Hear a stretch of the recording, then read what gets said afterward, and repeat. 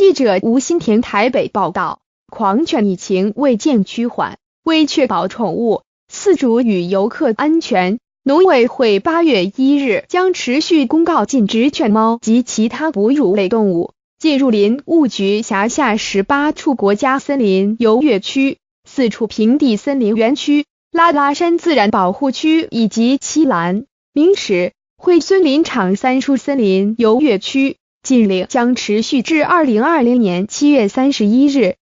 而目前知本及池南国家森林游乐区已提供宠物寄放服务，今年底各国家森林游乐区也将全面规划购置宠物寄放笼。去年底有民众在公共政策网络参与平台联署，希望开放饲主携带狂犬病注射证明和宠物晶片注射证明等文件，宠物系牵绳或放置在推车内，即可开放进入森林游乐区。今年3月，林务局邀集相关单位和专家学者召开研商会议，会中依防检局提供狂犬病疫情资料，指出食肉目动物检出狂犬病比例并无下降，且分布范围仍有扩大，显示疫情并未趋缓，仍有传染的潜在危险性。感染狂犬病的野生动物如果遇到犬猫等宠物，除了容易主动攻击，造成宠物危险外，也容易造成饲主及一般游客的安全疑虑，